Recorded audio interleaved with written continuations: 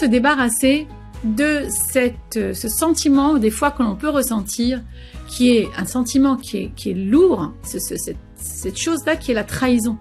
C'est très difficile quand on a été trahi de pouvoir passer à autre chose, et les gens qui ont été trahis sont souvent dans la répétition de ce qu'on leur a fait dans le passé, etc. Et évidemment que ce n'est pas ni bon pour la santé de la personne, ni bon pour l'autre personne qui est inclue dans cette histoire. On peut être trahi, bien sûr, par des personnes à qui on a fait confiance. Ça peut être des enfants, ça peut être un mari, ça peut être un proche. Il y a toutes sortes de trahisons. C'est avoir fait confiance à quelqu'un, mais en fin de compte, on s'aperçoit que cette personne a trahi notre confiance.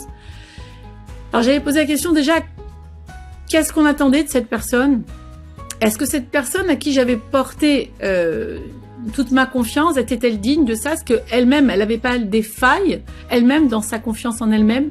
Donc déjà, est-ce que je pourrais peut-être lui pardonner en pensant que ce n'est pas dirigé contre moi, cette trahison qui s'est passée? Ou bien juste essayer de lui pardonner, parce que tout ce qui m'arrive devait m'arriver. Et que, au fond, quand on pose la question à quelqu'un, c'est très souvent quand je dis à un enfant, comment ça se fait que tu as été répété, par exemple, ce que je viens de te dire, ou une amie te dira, mais c'est vrai, je m'en suis peut-être pas aperçue, ou j'ai pas fait exprès, ou j'ai fait exprès, mais c'était pour ton bien. Il y a une perception aussi des choses de l'autre côté qui va faire que il y aura une différence avec ce que moi je pense. Donc déjà, aller parler à la personne qui vous a trahi, c'est une très grande chose.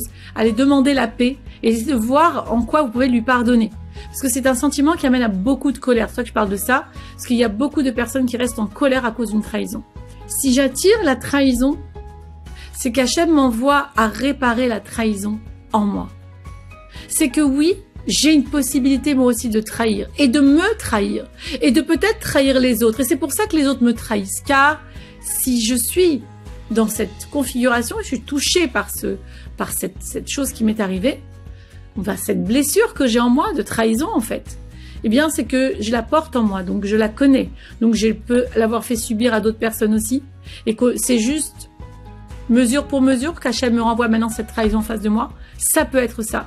Ça peut être aussi juste pour affiner ce trait de caractère qui est en moi, qui est de l'ordre qui n'est pas quelque chose que j'aimerais garder. Parce que nous pouvons être tous ces personnes qui trahissent à un moment donné ou à un autre de nos vies. À nos parents, on les a peut-être trahis. Trahir, c'est ne plus être fidèle à quelque chose que j'étais fidèle avant. Les personnes qui nous ont trahis, on doit essayer de faire ce travail, de pardonner déjà, d'essayer de se débarrasser des émotions négatives qui nous envahissent quand on pense à ce passé, donc de vivre plutôt dans le présent.